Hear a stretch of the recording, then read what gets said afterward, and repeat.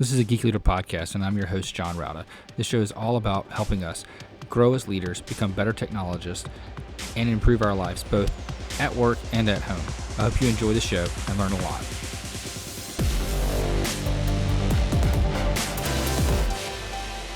Hello, world, and welcome to episode 230 of Geek Leader Podcast. I'm your host, John Rauda, and today's sponsor is A2 Hosting. I've been using A2 Hosting solid-state hosting solutions for our website at geekleader.com for many, many years now, and absolutely love their support, their service, and all the features that you get. You get access to cPanel. You get all of the things that you can imagine for a great WordPress experience, including their A2 optimized WordPress, which does extra security checks, extra lockdown. You can lock down your editor file so you can't edit anything inside there. You get alerts whenever there are file changes that are done. You can also do automatic updates, backups, and more with A2 Hosting. So highly recommend it. Go to geekleader.com/A2 to get more information and to sign up for their solid-state, turbocharged speed hosting today. Again, that's at geekleader.com/A2. All right, Geek Leaders. Today on the show, I have Vicky Oliver, and she is a leading career development expert and a best-selling author of several books, including 301 Smart Answers to Tough Interview Questions, and some stuff about business etiquette. And one of my favorite titles is Bad Bosses, Crazy Coworkers, and Other Office Idiots, which is a lot like my office, I guess you'd say. But with all that being said, Vicky, welcome to the show. Thank you so much for having me. I really appreciate it. If you don't mind, just tell the audience a little bit about kind of what you do and how you got to where you are in your career. Okay, perfect. Let's see. I live and write in Manhattan, and my first career was in advertising, where I started as a receptionist, and over time I grew into a creative director. And while I was in advertising, about 1,001 times I thought I should write a book about job hunting. I really should, because there was a certain point where I was hiring people and they would roll in and they wouldn't know my name and they wouldn't know anything about the ad agency and they wouldn't know our clients, And I'd be thinking to myself, you are blowing this interview, And then I would want to write about it afterwards. And I just thought that over and over and over again. And at the same time, back then, advertising was kind of a revolving door. And I myself was always looking for a job. So I was like looking for a job on the one hand and then hiring people on the other hand. And I said to myself a million times, I have a book in me. And that book became 301 Smart Answers to Tough Interview Questions. It sounds like you had a couple books in you then. Yes, I know. So at first I said to myself, I want to write the Bible on job interviewing because I'm learning so much about it, And then what I did is I included my email address, my real email address at the back of the book. And I said, here are 301 answers to questions that people have. But what if somebody has like another question that they haven't answered yet? Write to me. So I got a lot of people writing to me, and it informed my research on all the other books. Awesome. So, interviewing skills is one of those things that, so I teach part-time at Winthrop University, and there's not a whole lot of classes at the university level that really teach people how to be prepared for an interview and what to expect other than just getting out there and doing it. What are some things that we could do better at maybe the university level or even the high school level or something like that to help students be ready for things like this? I think that's a great question. And that's actually the reason that I decided to write that particular book, because I felt like I had never learned it in high school or college. And I also felt, frankly, that a lot of the interviewing books that were out there were written by armchair professionals, people who had not actually pounded the pavement, and that the information wasn't realistic. It wasn't real, to how it felt to like walk around and look for a job. So that's why I wrote it. Now, in terms of preparing people better, I feel that, for example, when students go for internships, a lot of times they're just not coached on how to do that. That might be the first interviewing experience that they have going for an internship, but nobody teaches them like how to be in the interview. And it has nothing to do with scholastics, nothing. There are things though, like showing up on time, looking at the person, not fidgeting, not checking your mobile device. Like there's all kinds of things that you need to know how to do. And then I Hmm. would also say, students aren't taught how to research the companies. Like going back to what I was saying before about people rolling in and not knowing anything about the place where they were interviewing. I think on the student level, when there's so much homework and so much other stress, nobody takes a time out and tells them like how to behave on an interview. So whether or not they get the job might be very hit and miss, and they could do better probably. Yeah, I agree 100%. And, being a technology executive, we interview people all the time, and you will see so many things that just like immediately end the interview in my mind. Anyway, maybe it's not the right thing to do, but there's certain things like you said, checking your phone and just not being present, seeming like you're just not that interested in the job, is a huge red flag, and it's going to pretty much seal the deal for me not hiring you if you do things like that. So what are some other things that you've seen people do that are bad habits that they need to get out of when they're going for an interview? So I would say the first and most important thing is to show up on time. I mean, I know that sounds so obvious, but at least here in New York City where I live, it's very difficult to show up to places on time, right? Because the traffic is crazy. And you always underestimate how much traffic there will be. And there you are rushing to an interview, and then you roll in maybe 5 minutes late, like big red flag. Don't be late, be early, be there 10 minutes early. That would be like the first thing I would say. Also, if you are rushing and let's say it's hot outside, you can't roll in like sweating. You know what I mean? Build in the time to arrive like looking very calm, because when people are looking to hire, they want somebody that can solve their problems. So if you walk in and you're sweating and you're anxious, it just sends a very bad message. And then I guess the third thing is so obvious, but the way that you dress and the way that you comport yourself. I mean, a big clue to what people are looking for in terms of the dress that you need to wear on the job is how people are dressed who are working there already. But on your interview, you want to be better dressed than that. You want to be better dressed than you would be on the average day when you go in. I'd say you want to be 25% better dressed, more formally dressed than you would have to. So if everyone is wearing shorts, right, you want to kick it up a notch and wear long pants. If they're wearing long pants and sweaters, you want to kick it up a notch and maybe, wear a jacket when you go in, right? If they're wearing jackets, then if you're a man, you want to wear a jacket and tie. You want to be one notch more formal than you would need to be when you're actually working there. So immediately somebody interviewing you looks at the way you walk in and your dress and thinks, okay, he belongs here or she doesn't belong here. It's an instantaneous decision. And once the decision has been made against you, you cannot reverse the decision, no matter how smart you are. So it really pays to realize that there's a certain kind of like built-in bias that job recruiters have and HR professionals have, and they want you to sort of look a certain way when you walk in, and you want to like meet that. Okay. And then after you meet that, it depends on how you shake their hand, if you feel comfortable in your own body, in your own skin, and if you can carry on a conversation. Something as simple as like walking down a hallway, right? Let's say you're walking down a hallway with that person who's interviewing you, right? But you feel uncomfortable. You don't want to start the conversation because you're waiting for her to start the conversation, right? That's a mistake. You need to have an icebreaker ready so that you can talk to the person like a human being. So there's certain things like that where they're just tricks and tips. And if you learn them, you're already so far ahead of your competition.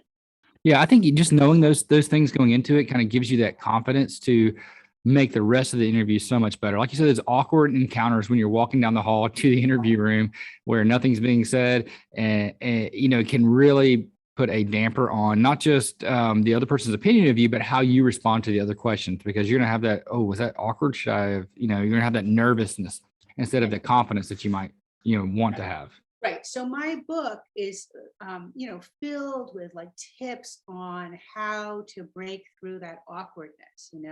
For example, as you're walking down the hallway, let's say you pass a poster or two on the wall, you could say something about the poster that you passed, or if you live and work in Manhattan like I do, and you took the subway, you could say something, about the subway ride. You just need to say a little something so that the person doesn't feel completely awkward walking with you. You want them to feel comfortable.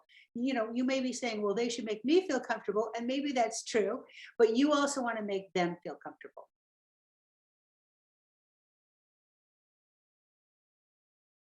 Yeah, absolutely. You definitely want to make sure that they're comfortable as well. And one question that I had when it comes to like what we're seeing today, there's been a lot more interviews and a lot more openings because I've seen a huge amount of turnover both in the industry and a lot more opportunities since the pandemic has happened. What have you seen in your, when you're following this kind of thing? Is it just IT or technology that's doing this, or is this everywhere?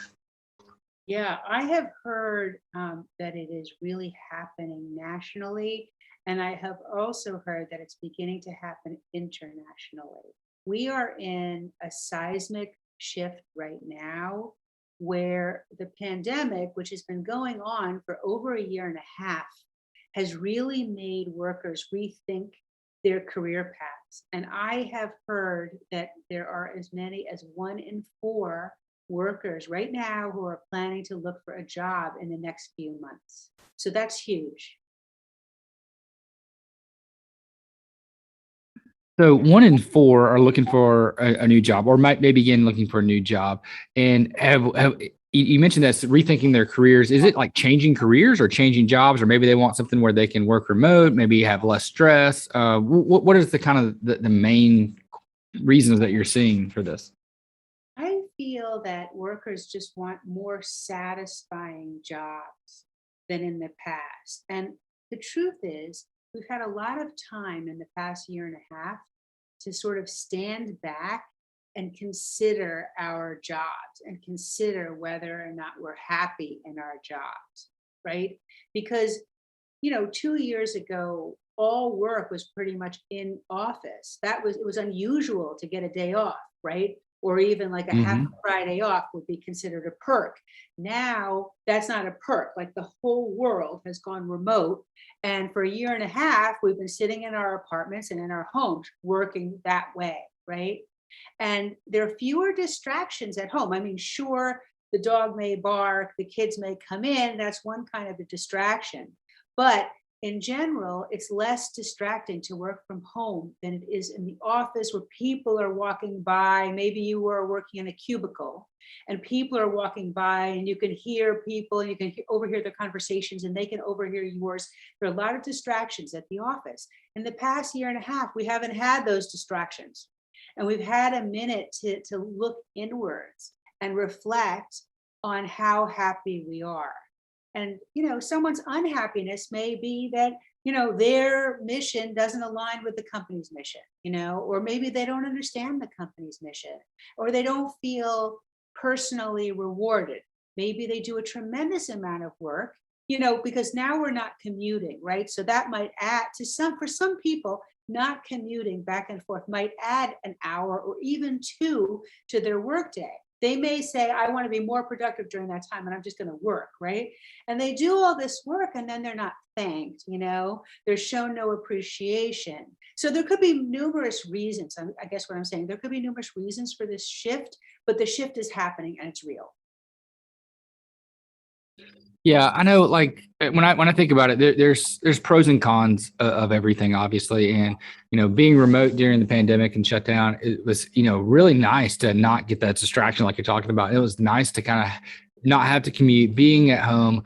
And I think different people had different perspectives and mindsets of that. I have a friend that by not commuting, they worked way more. They would walk downstairs instead of like getting in their car at 7:30 or so and driving to work. They were in front of their computer at 7:30, and instead of leaving the office at 5 and getting home about 5:30, they were on the computer till 5:30 or 6.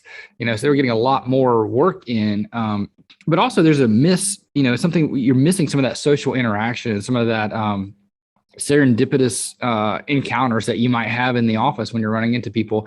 Have you seen some of this job shift, people wanting to get back into the office, or is it mostly just, no, I'm done with the office life, I want to be at home?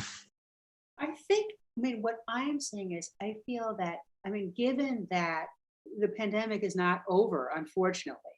Here in Manhattan, I think there's maybe 73% of people have gotten vaccinated, right? But everybody is wearing a Hmm. mask. So it's far from over, because of the Delta variant and everything. So I feel that, sometimes, as you say, people are more productive as a result of it. And sometimes maybe they will always were productive and they're getting more of their fun life in. But most people I talk to are sort of looking forward to a hybrid model where they will go in a couple of days a week and then work remotely. And in my opinion, how an employer handles the hybrid model will help or hurt them in terms of employee retention. I couldn't agree more with you on that. I think the hybrid model is probably going to be the prevailing, the one that's going to win out for making the employees the happiest, because you do get those, encounters. You get to get out of the house every now and then, but also you have the flexibility to be at home and get more things done. I know when I'm at home, I feel like I can get an entire day's work done, by lunchtime most of the time. Whereas when I'm in the office, there's constant interruptions. There's things you have to take care of. There's, as you said, distractions that come up.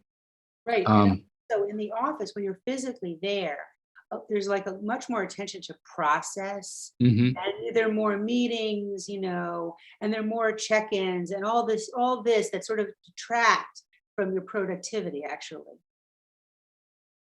Yeah. So tell me about, you mentioned that companies that don't embrace this hybrid model may hurt them in the long run.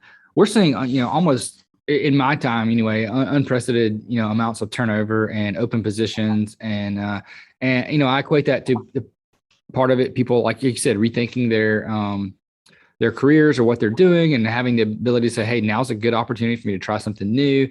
Um, or now I want to do something that is more important to me because I'm starting to realize life is short. There's things that could happen. Let me do what excites me. But then there's also the ability of people that want to stay in their current, job function, but do it at a different company. And now, instead of having to find a place in their geographical region, now I can go work at a company in Texas. I could work at a company in California, and I could all do it from the comfort of my home. So the opportunities have also expanded significantly in a lot of job factors.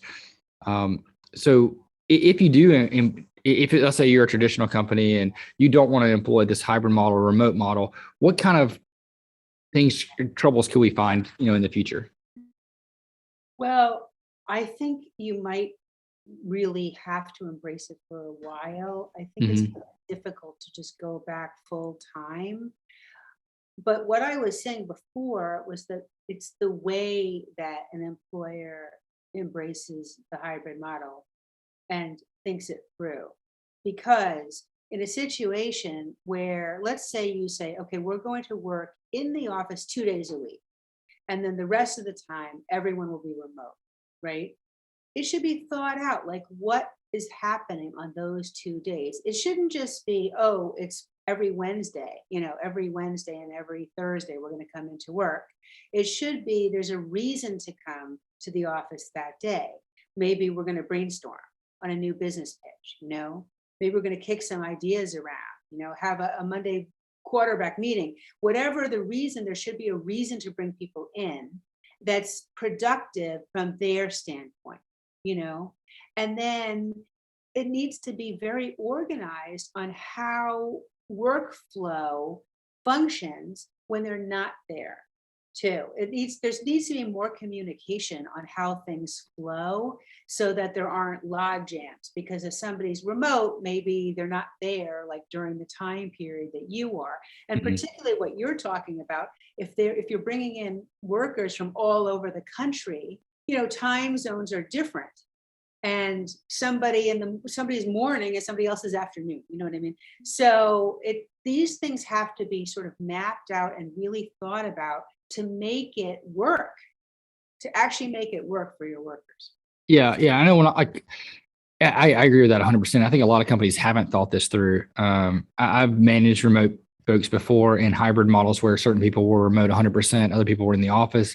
And, it's unfortunate, but I found sometimes you forget about the people that are remote and you leave them out on certain things. And sometimes they're not present. Like something spontaneous will happen where maybe somebody brings donuts into the office, right? And you all go into the break room, you have donuts, you start talking, and then there's conversations that happen and the people that are remote are left out. And, that just, it's unfortunate, but that happens. What are some things that we can do when we are embracing this hybrid model? Some of those, planning things that we can do up front to prevent things like that from happening, or making sure that people are always included and we don't leave anybody out. Right. I mean, I think that's just an excellent point that you brought up. I mean, even in the room, people can be left out because if there are people sitting in the room and then other people Absolutely. are on Zoom, you tend to kind of forget about the people who are dialing in or are on Zoom. You sort of forget about them, and then suddenly they ask a question. You know what I mean? It can be kind of amusing, but you have to factor it in. Like these three people are dialing in from California. I'm just giving an example. And to ask them, oh, what do you think, Larry? What do you think about the proposal? Do you have something to add? You have to remember that they're there, especially if you're the one managing the meeting.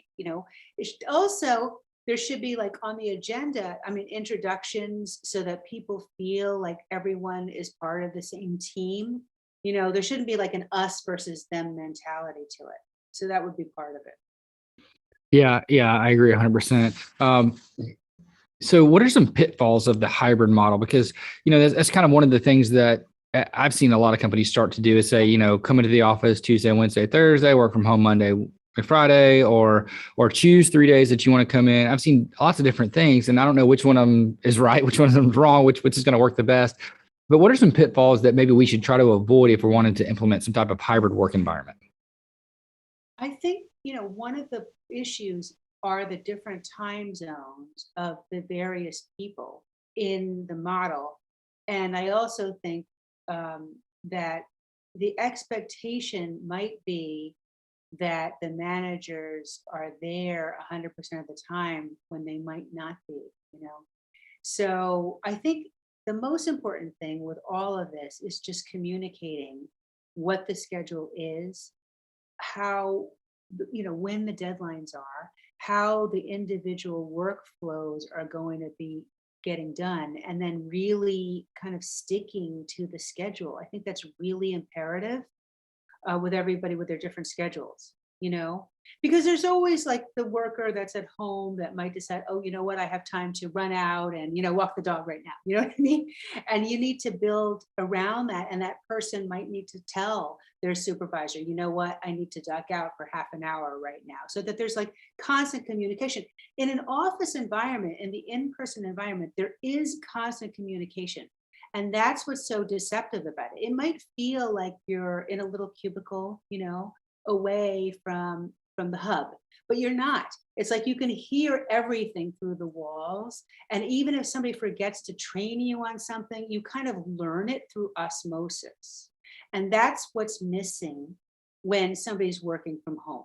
They're not getting the incidental learning that they hear just through the hallways, the gossip, what they hear. The boss is in, the boss is out, the client hated it, the client loved it, those types of cues that tell people what's happening, when it's due, and how well they're doing at the job. And when you're working remotely, you don't have those cues. And if you are a worker, you may need to solicit feedback. You may need to go to your boss now more than before and say, how am I doing? How did I do on this project? Let me know your feedback. Do we need an office hour to talk about this? And a big problem with working remotely is onboarding, because it's very difficult to bring new people up to speed in this environment that we have right now. Yeah, absolutely. I think onboarding is super challenging because you used to, like in the office, you just walk the person around and, oh, here's so and so, here's so and so, here's so and so, and you kind of introduce them to people, and people can start communicating. But if you're that new person and you're not you're introduced through a Slack message or an email or something like that, it feels uncomfortable to reach out to someone the first time and say, hey, I'm new here, can we talk about this? And also, like, going back to what you were saying about missing out on some of those things you just hear about in the office.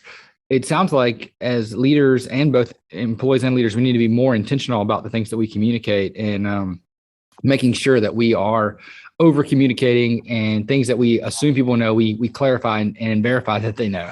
Yes, I think that that's very important. I mean, I also feel it would help, well, for a new worker to give that person a mentor. I really think that would help them, somebody that they could turn to and ask the questions. I think that the problem is, for new hires, they don't know where to go. Everyone wants to look smart, right? You want to solve problems, right? You don't want to create problems. And so you're new, but you don't know how to do the task, or there's something fundamental you don't understand about it. Like, where can you go and ask the question? I think that's really important. Yeah, I think mentors for new hires is extremely important, and it's one of those things that most companies don't do, but they really should do because it gives that person almost an instant friend, that they can kind of go to, and it also gives them that safe space where they're not going to be uncomfortable asking certain questions because they have this person that they're supposed to go to. That's their job, is to go talk to this person and to help them out. So I think that's a very valuable thing. Let's say we are one of those 1 in 4 Americans who are going to be looking for something new because we're rethinking what we're doing now. What's the best way to get out there and do that these days, now that we're in the middle of this pandemic? And what can we expect when it comes to an interview? Right. So I'm a big believer in LinkedIn. I think that especially these days, going on LinkedIn, polishing your profile on LinkedIn, reaching out to people there, keeping your ear to the ground or your eye to the screen, however you want to think of it, and seeing what the possibilities are on LinkedIn. They will tell you if your skills, like how well your skills match up to what the skills are that the employer is looking for. I feel like that is the first go-to place. Go to LinkedIn. I might try to contribute to conversations on LinkedIn in the field that I was interested in. So I might try to post a lot about things so that you get kind of a platform on LinkedIn, and then you broaden yourself that way. People, ideally, it's great if a company comes to you and says, "We want you." It's so much better and easier to get a job that way than you going to them. So LinkedIn would be my first line of attack. Um, you know, Old-fashioned networking, I still believe works, even in the remote environment. I still believe it's helpful to go and create a family tree of contacts, starting maybe with your own family, who they know, but also people from your alumni associations who they know, people you've worked with who they know, and try to build contacts that way. It's always easiest and best to go up to somebody who is sort of a friend of a friend of a friend of a friend, and reach out to them about openings at their company. Those people are more likely to know about openings. The people who are working in a company know about the openings before the openings are advertised anywhere. So that's the reason for the old-fashioned networking. And I think some combination of those two things is the ticket for getting a job.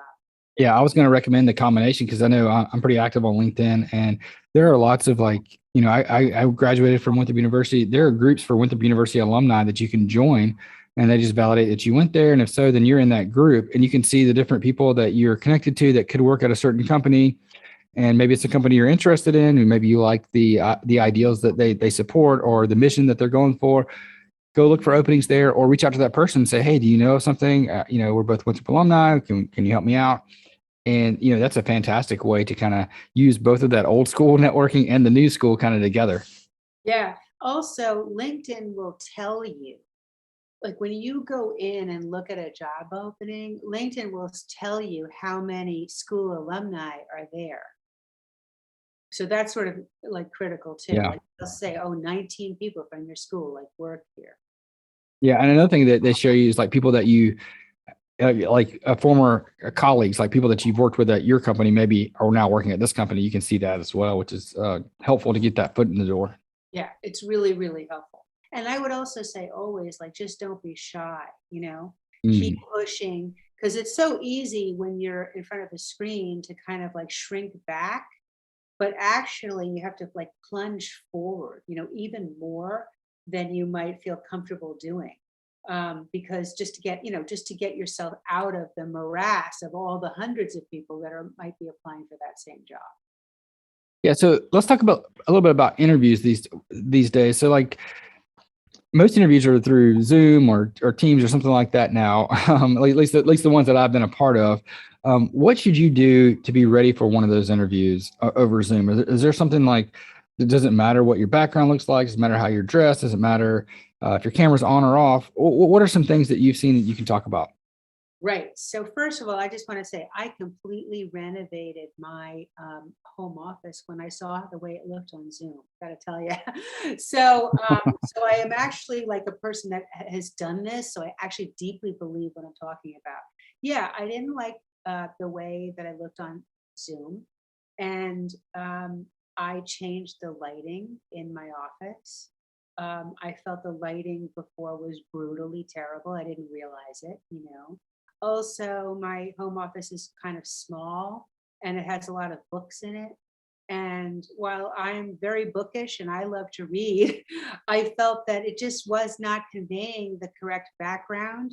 So I built a closet. I built a closet on one side and I'm going to build a closet on the other side in October because people just don't like seeing clutter. It just it looked too cluttered. And even something like art on the walls, I had art, but there was a lamp in front of it, and I was like, boy, it looks really cluttered in here. I look like a librarian. That's not me. So I took out like all the extraneous stuff. I repainted the room, and it's still not 100% great, but it's so much better than it used to be. So that was my first step. I didn't realize how cluttered it just looked. Secondly, I would say pay a lot of attention to lighting and to like the color. Let's say you're wearing a jacket, the jacket should look good on you. It should be a color that's flattering to your skin tone. You don't want to like look like a tomato, when you are being interviewed. Things like your hair, how does it look? Does it look clean? Does it look kempt, well groomed? And then, realize that people can see you from your waist, the top of your head to your waist, and I would say, try to be professionally dressed. And I would say, try to look lively too, because there's something about Zoom with the squares and the boxes, and it kind of makes everybody look very uniform. And on a job interview, you really want to stand out. You don't want to be just like a box on the screen. So I would like work on that. And there are things you can do. I mean, you can look on I have a desktop, but laptop or desktop, like you can look there, you can find the camera function on your computer. Take a few snapshots of yourself before your job interview. How are you sitting? Or is the camera looking at you, or are you sort of off to the side? And it's, because you want to make eye contact during the Zoom interview, which can be difficult, especially if there's multiple people. Like, let's say there are 3 people or 4 people interviewing you at the same time. It can be difficult, like where to know where do you look? That can be hard. I would say take a few snapshots of yourself, have a friend of yours like do a mock Zoom interview with you first. And then, of course, just the old fashioned stuff. I mean, know about the company, be able to explain like why you belong there, and be enthusiastic. And then don't forget to thank the people who interview you. Even if you didn't think it went so well, you have to write them a thank you email directly afterwards. Yeah, I agree 100% with everything you just said. And, one of the tips that I do on Zoom, like on my laptop, the camera's right in the middle. So I'll make sure I put the picture of the person that's talking. I drag that little Zoom box right up under that camera so that I look like I'm always looking at that camera. So I'm not kind of looking around and looking off center, so it gives that illusion of eye contact. And I actually interviewed someone probably 3 or 4 months ago, and I asked them the question, like, do you know what we do for our company? And they had no clue. They're like, actually, I've never even heard of you guys until I saw the job posting on LinkedIn. And I was like, okay, so what'd you find out? Oh, I don't know. I don't know what you guys do. Right. Not a good answer. That's a terrible answer. That's too bad that you had to hear that. Did you, out of curiosity, did you cut that interview short?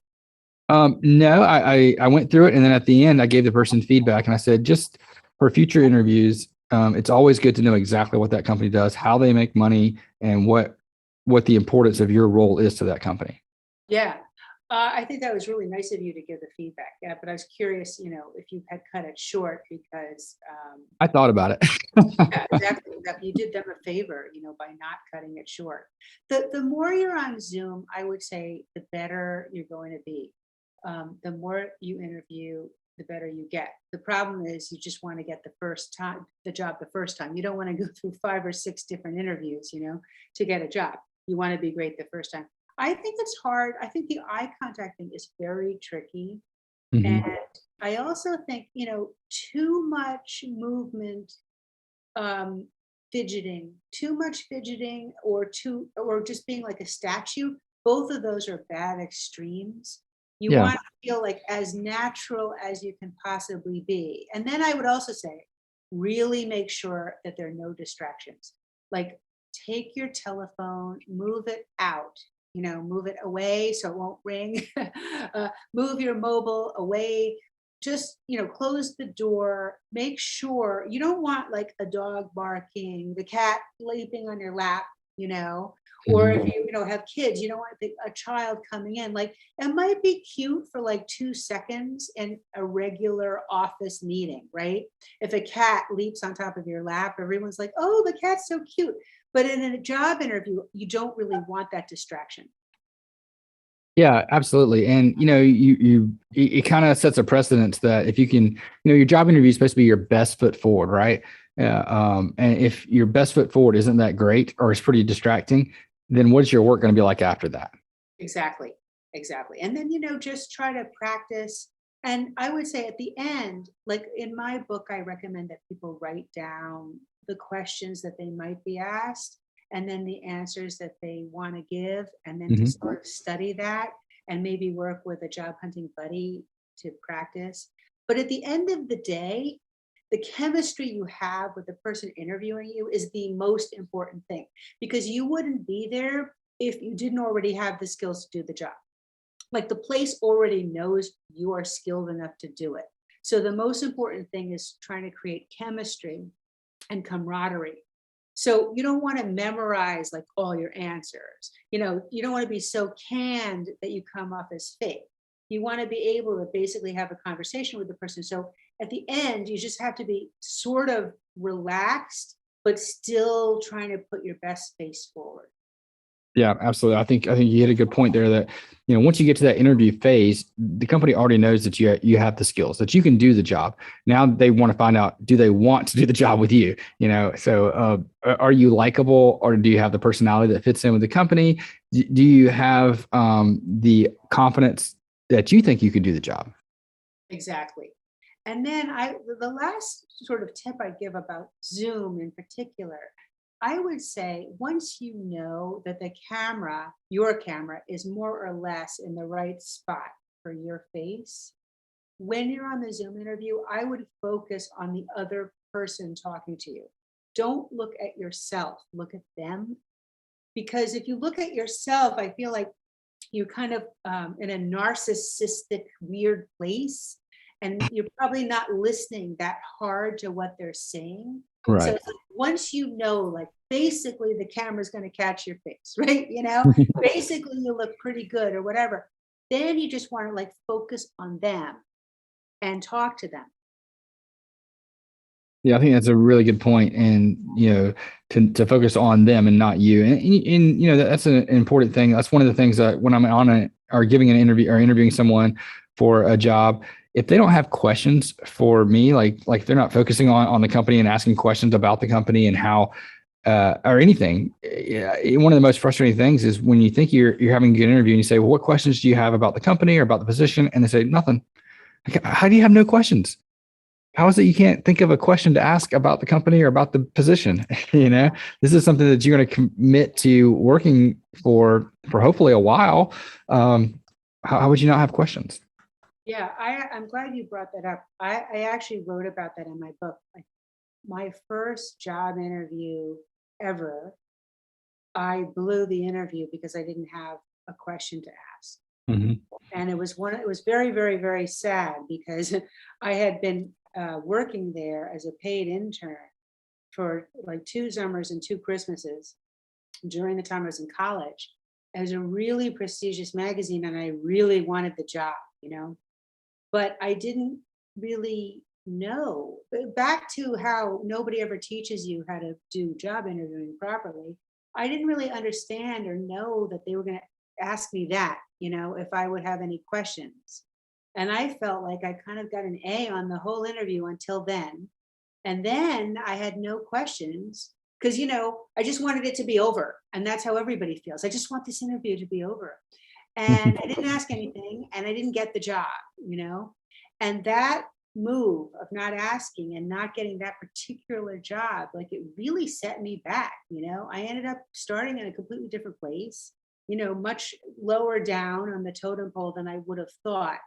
And so I would just say always, I would say come prepared with like 3 to 5 questions.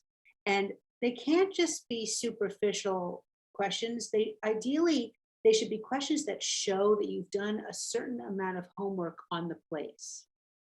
Like a good question to ask might be something like, oh, last year I saw that your company had to lay off 10% of its staff. And now I'm wondering, did that impact morale and how have you guys bounced back? Something that shows you've done some research about that, or I read an article that you wrote and I saw it on LinkedIn and it really gripped me because of blah, blah, blah, blah, blah, blah, blah.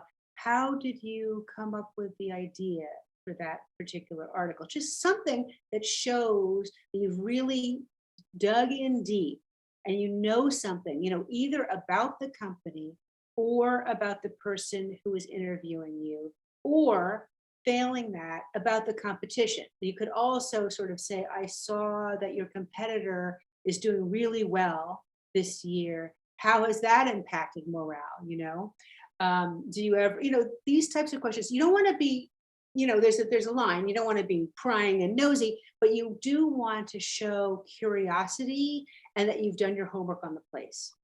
Yeah, I agree. Showing curiosity is really important and making sure the questions aren't selfish. Like some people will say, so how much vacation do we get? It's like, oh, come on. Yeah, let's talk about that later. We're talking about we're doing an interview here. Right. Never ask, right. Don't ask about the salary. Don't ask about vacation. Don't ask if you'll get a window office if and when, they're back to full-time model. Like, don't ask those types of questions. You will be told all that in due time if you get the job. Yeah, exactly. I had someone on an interview one time when I said, do you have any questions? They said, yeah, can I get a Mac and an iPhone? Right. I'm like, no, because you're not getting the job. So let me ask you one other question. So, and probably we're going back in time a little bit here, but what about resumes and cover letters these days? Are they still as important as they were before, or it's just your profile? And, what's the deal with resumes? And some people say, oh, it's got to be one page. Some people say, no, they need to stand out. It's got to be, more comprehensive. They got to tell a story. What is your take on resumes and cover letters? Well, my take on it is that, and this may be counterintuitive, but my take on it is that resumes can be long. I do not have the 1-page rule regarding resumes. I feel like they should be long enough to tell the story, but not so long that they're dull. And I feel like today, especially that most resumes are going to be uploaded somewhere to a portal for a particular job. The page count doesn't matter the way it used to matter. And I feel like what you want in that resume is the vital information that somebody needs to get you to the next step, whatever that is. I do believe in trying to customize the resume for the particular job. I think you should have, tons of different versions of your resume. And especially if you're going for different, two different career paths, I think you need different versions of the resume. But I'm not a stickler on the one-page rule. I'm really not. And if you're in academics, by any chance, there you can have a CV, and the CV can be quite a bit longer than the average resume. So I just feel like make it interesting and don't repeat yourself on the resume. Yep, I agree 100%. I think make it as long as it needs to be. Make it interesting. Make it gripping. Tell a story. Make it entertaining, and make it. Don't just use it. Like one of the things I hate is when. I remember I got like 3 resumes in a row, and they all look the exact same because they use the exact same template to create the resume. I'm like, after I got to the second one, I'm like, hey, this looks just like the last one I read. This one looks just like that one. And I ended up throwing them all out because they didn't stand out in any way. And then I got another one that probably wasn't as good as the other ones when it came down to the true content, but the person put their own like logo on it. They had a professional yet nicer font, and they had bullets in the right places and bold in the right places. And it was like, oh, this one looks like they took some time. I'm going to read it. I'm going to spend more time on it. Yeah. Yeah. I mean, and I would say when it comes to resumes, don't believe like everything you read about resumes. Like, for example, I read that blue, if you're going to have a resume that has 2 colors in it, that blue is like the most popular color, right? But then probably thousands of people read that article, So everybody has a resume with the alternate color being blue, and then yours won't stand out. So play around with it a little bit, experiment. If you send a resume, if you upload a resume somewhere, it doesn't work, like experiment with it.